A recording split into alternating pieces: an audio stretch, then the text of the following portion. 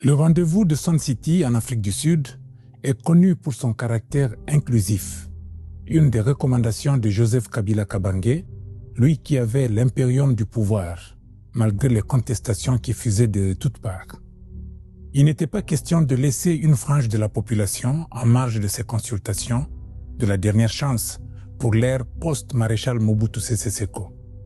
Environ 350 délégués se retrouvent dans cette cité balnéaire qui a tout pour permettre aux délégués de joindre l'utile à l'agréable. Voyons les différents épisodes qui ont ponctué la marche vers l'accord global et inclusif qui a permis au génie congolais de sortir la formule inédite du 1+4, un président de la République et 4 vice-présidents. Mais avant d'en arriver là, voyons ce qu'ont été les années qui ont précédé ce moment historique de la signature de cet accord, ancêtre de la Constitution qui régit notre pays aujourd'hui. Les années 1998 et 1999. Qu'est-ce qui est à la base du dialogue intercongolais? Évidemment, la guerre du 2 août 1998, commencée sous le couvert du Rassemblement congolais pour la démocratie, RCD, renforcée peu après par le Mouvement congolais pour la libération, MLC. La République démocratique du Congo est ainsi répartie en 3 grands ensembles territoriaux sur lesquels chacun des belligérants majeurs exerce son autorité. Le gouvernement, le Rassemblement congolais pour la démocratie et le Mouvement de libération du Congo. Dans ces territoires occupés par ces 2 derniers, d'autres coins se retrouveront sous le contrôle des dissidences du RCD, le RCD-KML de Mbusa Nyamwisi et le RCD national de Roger Lumbala. D'où, pour résoudre tous les problèmes surgis du pays, la nécessité d'un dialogue national, évoqué dans l'accord de Lusaka au chapitre 5. Au point 5.2, il est dit « En vue d'aboutir à la mise en place du nouvel ordre politique et de la réconciliation nationale issue des négociations politiques intercongolaises, les parties congolaises s'accordent pour appliquer les principes suivants. 1. Le processus de négociations politiques intercongolaises doit inclure, outre les parties congolaises, à savoir le gouvernement de la République démocratique du Congo, le Rassemblement congolais pour la démocratie et le Mouvement pour la libération du Congo. Il fallait inclure également l'opposition politique ainsi que les représentants des forces vives de la nation. 2. Tous les participants aux négociations politiques intercongolaises bénéficieront d'un statut identique. 3. Toutes les résolutions adoptées par les négociations politiques intercongolaises lieront tous les participants. Au point 5.3, la facilitation est confiée à l'Union africaine, tandis qu'au point 5.4 sont fixées ses charges. Et ces charges sont prendre tous les contacts utiles en vue de l'organisation des négociations politiques intercongolaises dans un cadre rassemblant toutes les conditions de sécurité pour tous les participants. Organiser en concertation avec les parties congolaises les consultations en vue d'inviter les principales organisations et formations de l'opposition politique, représentatives et reconnues, ainsi que les principaux représentants des forces vives de la nation. Enfin, conduire au regard du calendrier ci-après, les débats devant aboutir à la mise en place d'un nouvel ordre politique en République démocratique du Congo. Un nouvel ordre politique en RDC, en particulier les institutions devant être mises en place en vue de la gouvernance en RDC, le processus des élections libres, démocratiques et transparentes en RDC, enfin, le projet de constitution devant régir la RDC après la tenue des élections. Bref, pour cause de la guerre d'agression, sous couvert des rébellions, Laurent Désiré Kabila va imposer sur le pays les mêmes contraintes aujourd'hui en application au Nord Kivu et en Ituri dans le cadre de l'état de siège. Pourquoi ces mesures conservatoires? La réponse est dans le bilan hérité du régime et du système Mobutu le 17 mai 1997.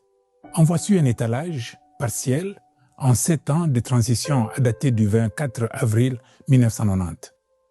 5 textes constitutionnels, 4 institutions parlementaires, 12 premiers ministres, plus de 450 partis politiques, une fonction publique désordonnée, un appareil sécuritaire essentiellement répressif, armée, police, services de renseignement, un appareil judiciaire corrompu, de centaines d'organes de presse rattachés principalement à des acteurs politiques, des dizaines d'organisations non gouvernementales de défense des droits de l'homme, des centaines de syndicats ouvriers, ainsi de suite. Autant dire un pays où quasiment tout est à refaire. C'est lorsque l'État commence à se redresser que survient, malheureusement, la guerre du 2 août 1998. Une agression qui sera confirmée par la Cour internationale de justice, même si le Conseil de sécurité de l'ONU et tous les autres grands acteurs nationaux et internationaux s'abstiendront de l'admettre. Confiant dans la SADC, la communauté de développement de l'Afrique australe, Mzee Laurent Désiré Kabila sollicite et obtient de cette organisation sous-régionale le soutien militaire nécessaire pour faire face à ce qui va se révéler effectivement une agression. L'année 1999, c'est dans ce contexte que les négociations menées pendant l'Angola, la Namibie, l'Ouganda, le Rwanda, le Burundi, la Zambie, l'Union africaine, les Nations unies et la SADC. Ensuite, le 1er août par le MLC et enfin le 31 août par le Rassemblement congolais pour la démocratie, le RCD. L'année 2000. En juin 2000, alors que l'accord de Lusaka, qui est dans son fondement un accord de cessez-le-feu, est en vigueur, 2 des composantes belligérantes, le RCD et le MLC, voient leurs parrains respectifs se faire la guerre en pleine ville de Kisangani et encore à l'arme lourde. C'est la fameuse guerre de 6 jours, du 5 au 10 juin, revenue à l'actualité avec l'affaire dite Constant Mutamba, ministre de la Justice et garde des Sceaux, soupçonné de tentative de détournement des deniers publics. Ces derniers sont constitués de fonds d'indemnisation en cours de versement par l'Ouganda. Pour rappel, en février 1999, la République démocratique du Congo avait porté plainte à charge de l'Ouganda, du Rwanda et du Burundi pour agression avérée sur son territoire, en référence à la guerre du 2 août 1998. Le Rwanda et le Burundi ayant récusé cette plainte, l'Ouganda seul va accepter de se plier à l'arrêt de la Cour internationale de justice. C'est ainsi que, depuis 2022, ce pays verse à la République démocratique du Congo une tranche annuelle de 65 millions de dollars américains. Cela en 5 annuités. En l'année 2024 est intervenue la 3e annuité. L'acceptation du versement des indemnités confirme donc, si besoin est, la thèse de l'agression. Année 2001. L'année 2001 commence très mal pour la République démocratique du Congo, particulièrement le peuple congolais avec l'assassinat du Mzee Laurent Désiré Kabila le 16 janvier. Le 26 janvier, la Cour suprême de justice prend acte du serment d'investiture de Joseph Kabila Kabange en qualité de président de la République, le choix de sa personne pour la succession ayant été fait par le gouvernement le 18 janvier. Dans son discours d'investiture, le général-major Joseph Kabila prend l'engagement de relancer la facilitation de l'Union africaine pour le dialogue intercongolais. Président de la République du Botswana, honoraire, M. Ketumile Masire reçoit ses assurances pour mener à bien sa mission. Les travaux préparatoires du dialogue intercongolais s'effectuent à Gaborone au Botswana au mois d'août. Le 15 octobre s'ouvre à Addis Abeba en Éthiopie, au siège de l'Union africaine, le premier round du dit dialogue. Le 25 février 2002 se tient à Sun City en Afrique du Sud le 2e round du dialogue intercongolais consacré par la signature le 19 avril de l'accord de Sun City.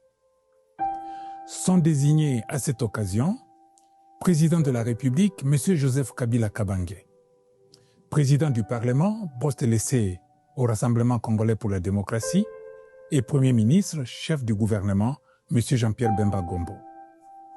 La société civile acquiert la présidence de toutes les institutions d'appui à la démocratie. L'accord de Sun City est d'emblée contesté par le RCD et par l'UDPS, rejoint par le MLP. D'avril à décembre 2002, les tractations sont menées en interne et externe, si bien que les parties concernées vont se retrouver cette fois-là à Pretoria, où elles signeront le 17 décembre l'accord global et inclusif instituant le 1+4, un président de la République et 4 vice-présidents, comme mode de gouvernance institutionnelle. Année 2003. Le 2 avril, les parties signataires congolaises, en l'occurrence les composantes gouvernement RCD-MLC, opposition politique et société civile, et les entités RCD-KML, RCD national et Maïmaï, lèvent les grandes options pour l'ordre institutionnel. Président et vice-président de la République, Assemblée nationale, Sénat, gouvernement, armée, police, renseignement, ainsi de suite. Ainsi, pour la présidence de la République, il y a un président de la République maintenu en fonction en la personne de Joseph Kabila Kabange. Un vice-président de la République pour la composante RCD, chargé des questions politiques, juridiques et défense. Un vice-président de la République pour la composante MLC, chargé des questions économiques et financières. Un vice-président de la République pour la composante opposition chargée du social, et un vice-président de la République pour la composante gouvernement chargée de la reconstruction. S'agissant particulièrement de la formation de l'armée, les FARDC, toutes les composantes et entités conviennent de ce qu'on appelle brassage et mixage. Voici ce qu'en dit le chapitre 6, si je ne m'abuse, relatif à l'armée. À l'issue du dialogue intercongolais, il y aura un mécanisme pour la formation d'une armée nationale, restructurée et intégrée, incluant les forces armées du gouvernement de la République démocratique du Congo, les forces armées du Rassemblement congolais pour la démocratie et les forces armées du mouvement de libération du Congo, conformément au point 20 de l'article 3 des principes de l'accord de Lusaka.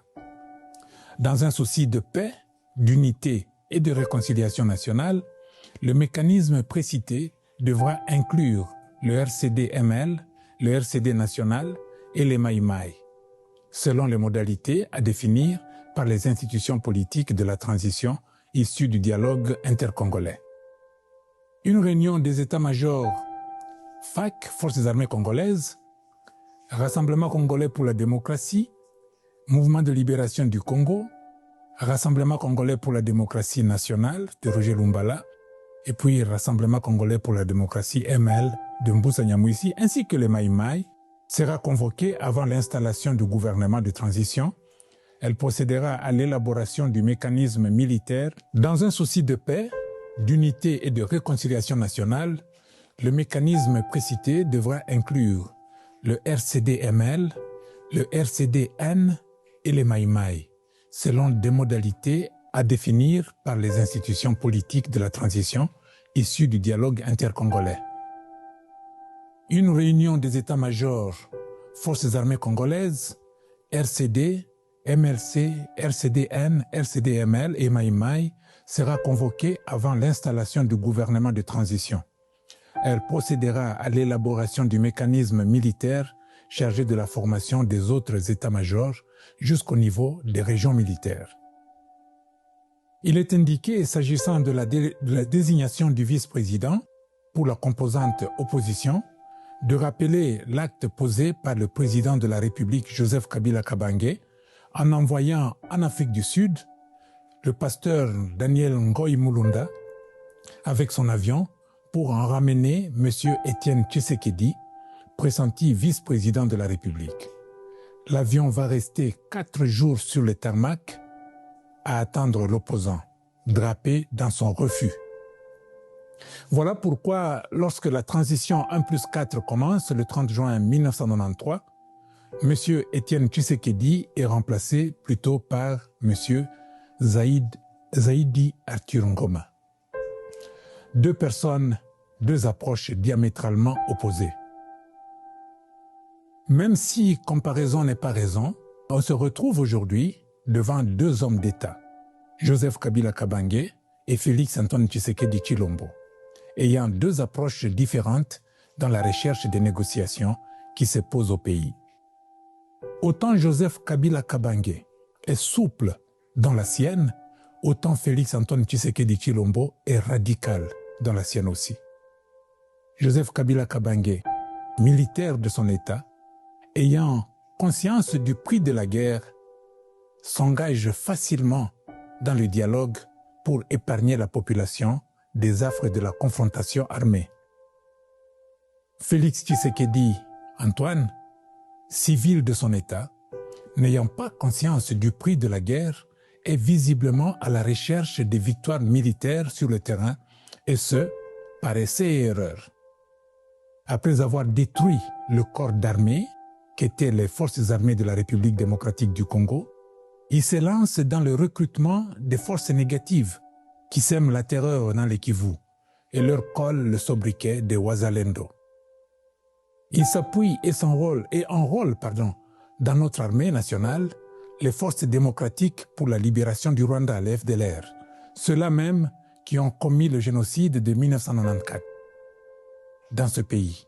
Qui pisait, il engage des mercenaires, opportunistes de tous bords, défiant la convention de l'Union africaine sur l'élimination du mercenariat en Afrique, adoptée le 3 juillet 1977.